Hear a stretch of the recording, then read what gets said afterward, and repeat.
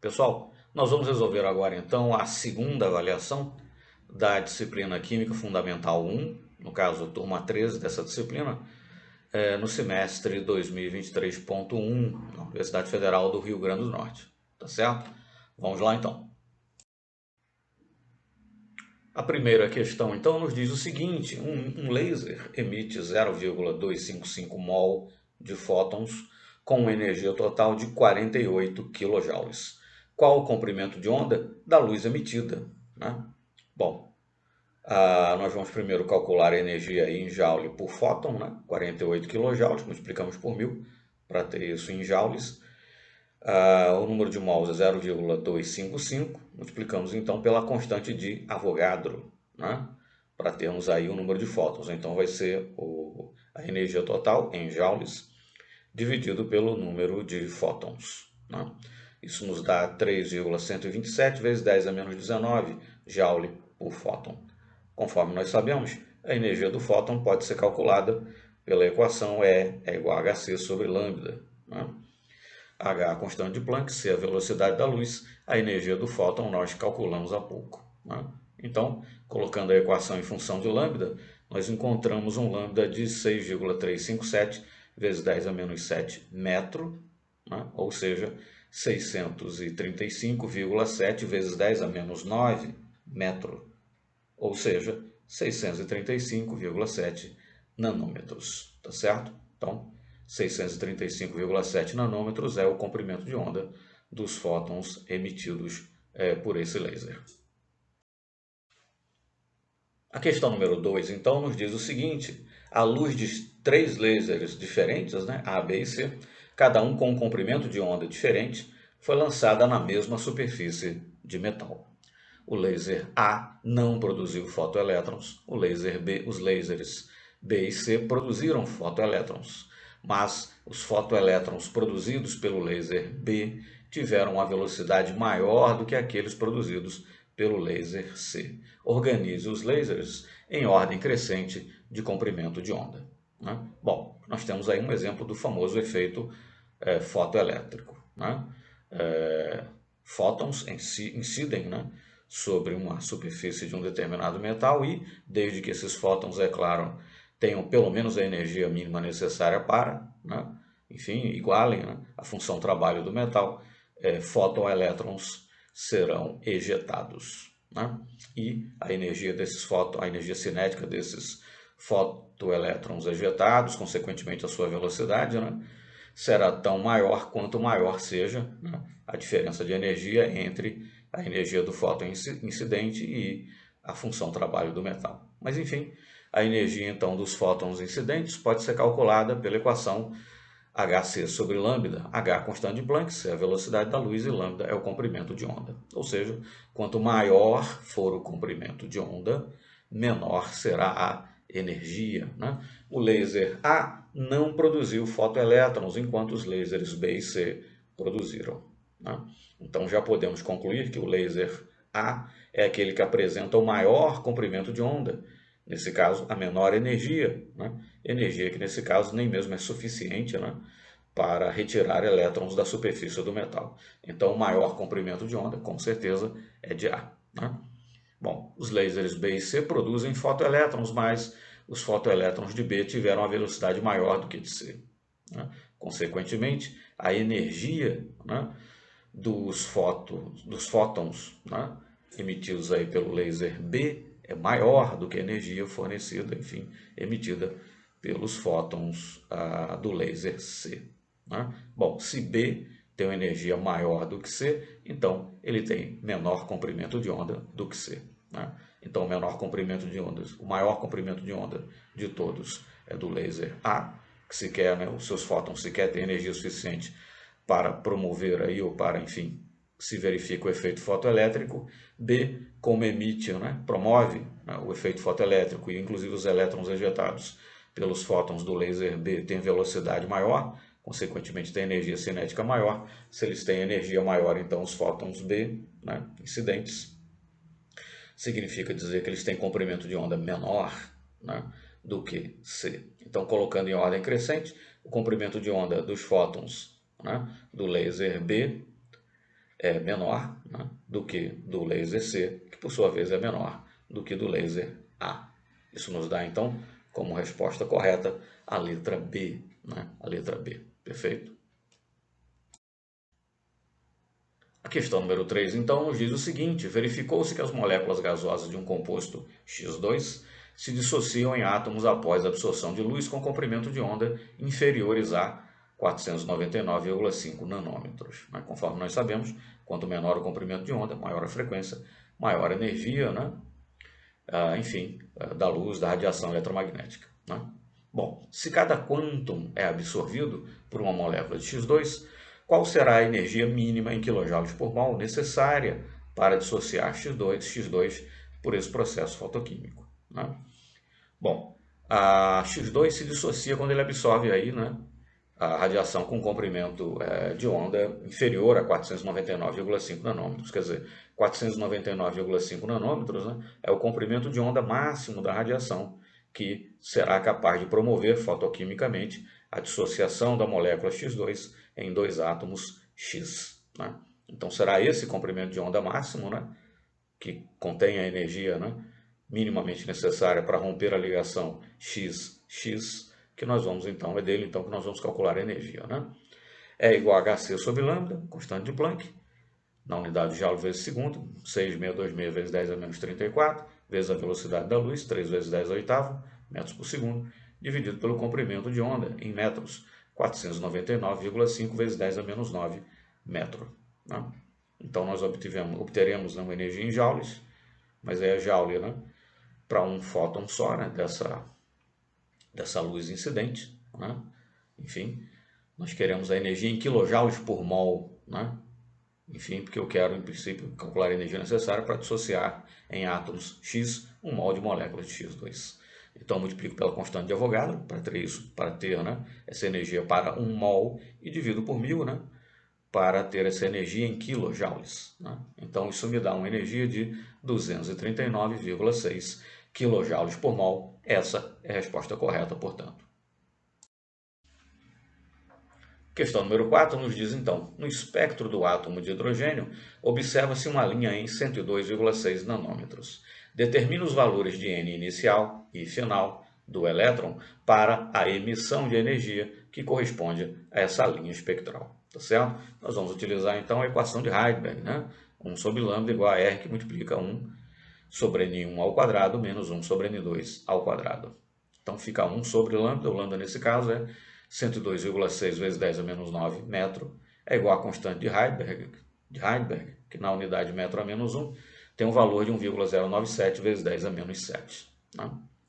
Bom, 102,6 nanômetros, isso aí está na faixa do ultravioleta, no espectro eletromagnético. Né? Então eu sei que a transição vai acontecer aí para o primeiro nível de energia, né? Série de Lyman. Por isso que vai ser 1 sobre 1 ao quadrado. O próprio comprimento de onda me diz que é na faixa do ultravioleta, então o elétron vai decair, né, para o nível de energia mais baixo, né, N igual a 1, perfeito? A questão é quem é o N2, né? Então fica aí N ao quadrado. Esse N é uma incógnita. Né? Enfim, fazendo as manipulações algébricas necessárias, nós calculamos que N é igual a raiz de 9, raiz quadrada de 9, né, que é igual a 3. Né? Ou seja, a transição acontece de N igual a 3 para N igual a 1. Né? O N inicial é 3 e o N final é 1. Como é que eu sei que é de N igual a 3 para N igual a 1 e não o contrário, né? De N igual a 1 para N igual a 3? Né? Bom, em módulo, a energia é a mesma, né? Porque a energia do fóton aí, emitido ou absorvido, será igual, né, à diferença de energia entre os níveis 1 e 3. Né? Em módulo, o valor de energia seria o mesmo valor. Né? O comprimento de onda, então, do fóton emitido ou absorvido seria exatamente o mesmo comprimento de onda. Eu sei que, na verdade, é de 3 para 1 e não de 1 para 3, porque o enunciado me diz que, né, me pede, né, determina os valores de N inicial e final do elétron para a emissão de energia que corresponde a essa linha espectral. Se é uma emissão, o elétron está transitando de um nível de energia mais alto para um nível de energia mais baixo. Né? Se ele estivesse transitando de um nível de energia mais baixo para um nível de energia mais alto, haveria absorção de energia e não emissão. Se é uma emissão, então ele está saindo do nível de energia mais alto para um nível de energia mais baixo, nesse caso, então, conforme calculamos, de n igual a 3 para n igual a 1. Questão número 5 nos diz, então, em qual orbital, né, um elétron em um átomo de cobre experimenta maior carga nuclear efetiva e em qual orbital um elétron em um átomo de nitrogênio experimenta a maior blindagem, respectivamente, e aí vem as alternativas, né? Bom, não é apenas para o átomo de cobre, escrevemos aí a configuração eletrônica do cobre, né? Mas na verdade nem era necessário, porque não é apenas para o átomo de cobre, para qualquer outro átomo, né? O nível de energia, né? O orbital, enfim, em qual o elétron vai experienciar a maior carga nuclear efetiva, vai ser naquele que estiver mais próximo do núcleo. Mais próximo do núcleo é um S, né? Então, é um S onde ele vai experimentar a maior carga nuclear efetiva, que está mais próximo do núcleo, né? A constante de blindagem seria a menor possível, seria apenas do outro elétron, né? Enfim, são apenas dois elétrons nesse subnível, né? Enfim, nesse orbital. E aí a segunda pergunta, em qual orbital um elétron em um átomo de nitrogênio experimenta a maior blindagem, né? O que significaria dizer em qual orbital ele experimenta a menor carga nuclear efetiva, né? Enfim, a maior blindagem, né, será experienciada por aqueles elétrons que estiverem mais distantes do núcleo, né? Nitrogênio número atômico 7, né? 1s2, 2s2, 2p3, os elétrons aí, né, no subnível 2p, ou enfim, que estejam situados nos orbitais, né, P do segundo nível de energia, que experimentarão, né, a maior blindagem, consequentemente a menor carga nuclear efetiva. Experimentarão a maior blindagem porque é justamente para esses elétrons que existem, né, uma maior densidade eletrônica entre eles e o núcleo, né? E só para ilustrar, nós colocamos aí, né, uma figura retratando aí, enfim, a blindagem, né? No caso para o átomo de magnésio, né? Enfim, uma maneira rude de fazer o cálculo da carga nuclear efetiva seria, né, da carga do núcleo subtraísse, né, os elétrons ali do caroço, né, como se costuma muitas vezes dizer, né, e ficar apenas com os elétrons externos. Mas enfim, só para ilustrar, né, enfim, apresentar uma imagem, né, que se associa à questão da blindagem, né, e da constante de blindagem, tá certo? Então, a maior carga nuclear efetiva para o cobre, não apenas para o cobre, mas enfim, é experimentada, né, pelos elétrons que estão mais próximos do núcleo, que no caso são os elétrons 1s, e no caso do nitrogênio em particular, né, os elétrons que experimentam a maior blindagem, né, a maior blindagem são aqueles que estão mais distantes do núcleo, como de resto para qualquer átomo, né? Os elétrons que experienciam a maior blindagem são os que estão mais distantes do núcleo, e no caso particular do nitrogênio, esses elétrons, né, que estão mais distantes do núcleo e que, portanto, né, experimentam, né, a maior blindagem são os elétrons 2p. Né? Então a letra A é a alternativa correta para o cobre. Os elétrons 1s são aqueles que, né, experimentam a maior carga nuclear efetiva, e para o nitrogênio, os elétrons 2p são aqueles que experimentam a maior blindagem. Letra A, portanto, é a correta. Questão número 6, né, uma daquelas típicas questões de preenchimento de lacuna, etc. Mas, enfim, fiquemos logo com a alternativa correta, né? Porque, enfim, comparando com as demais, será fácil perceber que nenhuma delas satisfaz, né, preenche corretamente as três lacunas, né? Bom, em geral, conforme você percorre um período na tabela periódica da esquerda para a direita, né, o raio atômico, em geral, diminui. A afinidade eletrônica, né, torna-se cada vez mais negativa e a primeira energia de ionização aumenta, né?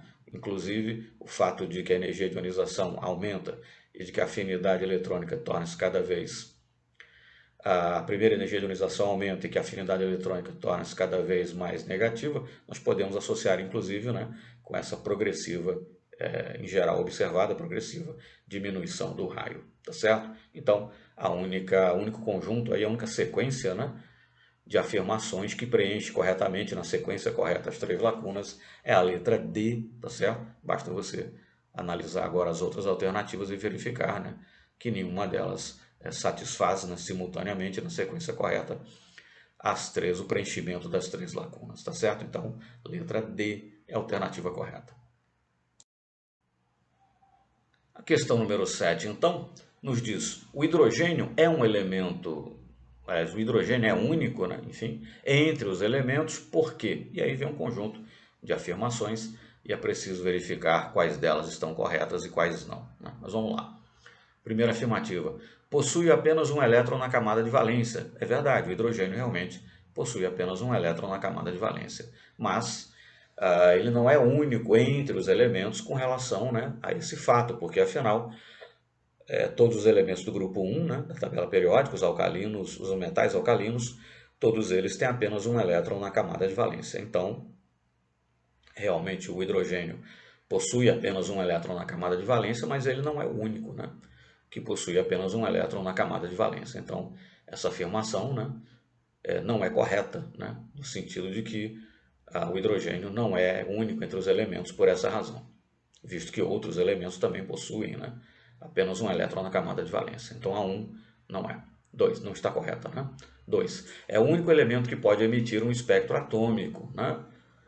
Não, né? Espectro de emissão, os elementos todos apresentam, né? Sódio, mercúrio, etc. Enfim, aquelas lâmpadas de vapor de sódio, de vapor de mercúrio, né, que temos aí pelas ruas, iluminando as ruas, enfim, na iluminação pública, inclusive, são consequência do fato de que esses elementos têm um espectro de emissão, né? Mas, enfim, vários outros elementos, em princípio todos os elementos, né, da tabela periódica, né, enfim, podem ter sim um espectro de emissão, né, podem emitir, né, um espectro atômico. Então, não, o hidrogênio, por certo que não é o único, né? Todos os outros também podem ter espectro de emissão. Bom, seu elétron não está de forma alguma protegido de seu núcleo. É verdade. Realmente, né? Só há um próton e apenas um elétron, né? No átomo de hidrogênio, não existem outros elétrons, né? Entre esse elétron e o núcleo, não existe sequer um outro elétron, né, no mesmo orbital, quer dizer, então seu elétron de forma alguma está protegido de seu núcleo, né? A constante de blindagem é zero, né? Então o hidrogênio vai ser o único elemento para o qual a carga nuclear efetiva é igual à própria carga nuclear, né? Mas enfim, 3, seu elétron não está de forma alguma protegido de seu núcleo, é uma afirmativa correta, sim. 4. É o elemento mais leve? Sim, é o elemento mais leve, né? É o que tem menor massa molar, né? Com certeza. Enfim, é o elemento mais leve, sim, da tabela periódica. Afirmativa 4 também está correta. 5. É o único elemento que existe à temperatura ambiente como um gás diatômico? Não, né? Nitrogênio, oxigênio, né? Enfim, cloro, diversos outros, né, elementos existem à temperatura ambiente como gases diatômicos. Então, a afirmativa 5 não está correta, ou seja, apenas as afirmativas 3 e 4 estão corretas, ou seja, dentre as alternativas postas, a letra enfim, com perdão da redundância, a letra E é aquela que se constitui, né, na alternativa correta, tá bom? Muito obrigado então e até o nosso próximo exercício.